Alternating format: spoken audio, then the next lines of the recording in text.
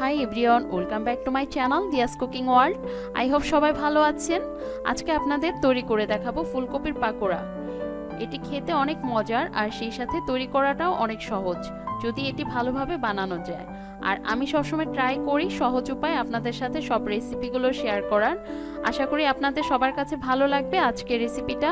আর ভালো লাগলে আমার চ্যানেলটি সাবস্ক্রাইব করতে ভুলে যাবেন না, সেই সাথে লাইক, কমেন্টস এবং শেয়ার করে অলওয়েজ পাশে থাকবেন। তো চলুন দেখে নেওয়া যাক আজকের রেসিপিটা। ফুলকপির পাকোড়া তৈরি করার জন্য আমি এখানে ছোট সাইজের একটি ফুলকপি ছোট টুকরা করে কেটে নিয়েছি।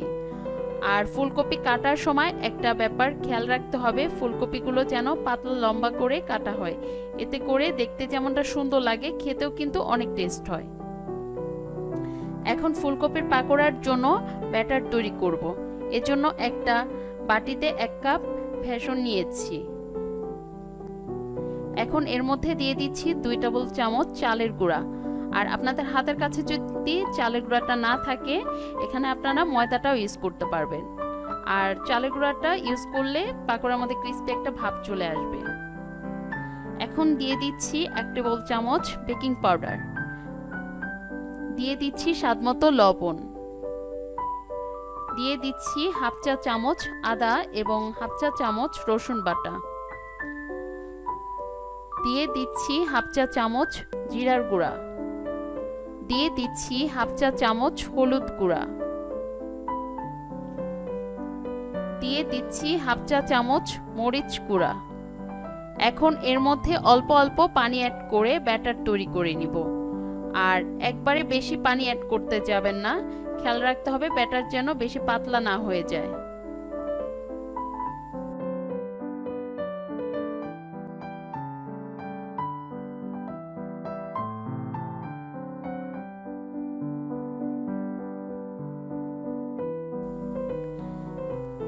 এখন আমার ব্যাটারটা তৈরি হয়ে গিয়েছে।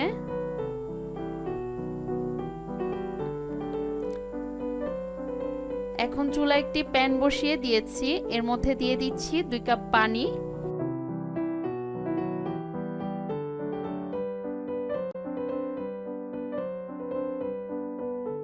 এই পানির মধ্যে দিয়ে দিচ্ছি 1/2 চা চামচ লবণ, দিয়ে দিচ্ছি 1/2 চা চামচ হলুদ গুঁড়া, আর দিয়ে দিচ্ছি 1/2 চা চামচ মরিচ গুঁড়া। এই সব কিছু দেওয়ার পর এর মধ্যে এখন দিয়ে দিচ্ছি ফুলকপির টুকরাগুলো, দিয়ে মিডিয়াম আঁচে আধা সেদ্ধ করে নিব।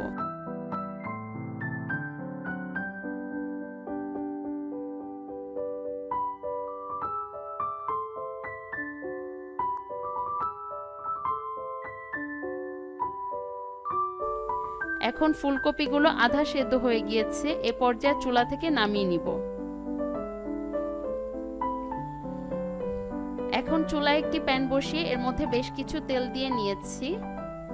তেলটা হালকা গরম হয়ে আসলে এর মধ্যে এখন দিয়ে দিচ্ছি ফুলকপির টুকরাগুলো। ফুলকপিগুলো এখন ব্যাটারে ডুবিয়ে একটা একটা করে তেলে ছেড়ে দিচ্ছি। আর চুলার আঁচ মিডিয়ামে রাখতে হবে।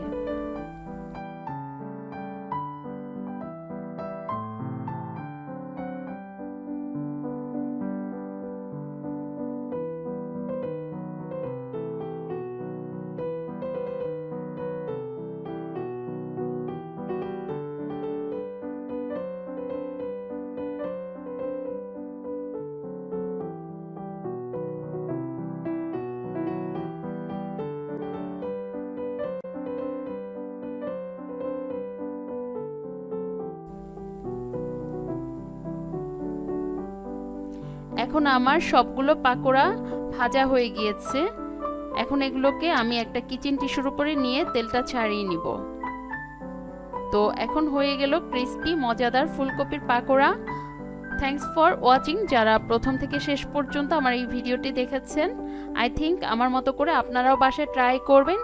আর ট্রাই করলে তার ছবি শেয়ার করতে পারেন আমার ফেসবুক গ্রুপের লিংক আমার ডেসক্রিপশন বক্সে দেওয়া আছে। সবাই ভালো এবং সুস্থ থাকবেন। আল্লাহ হাফেজ।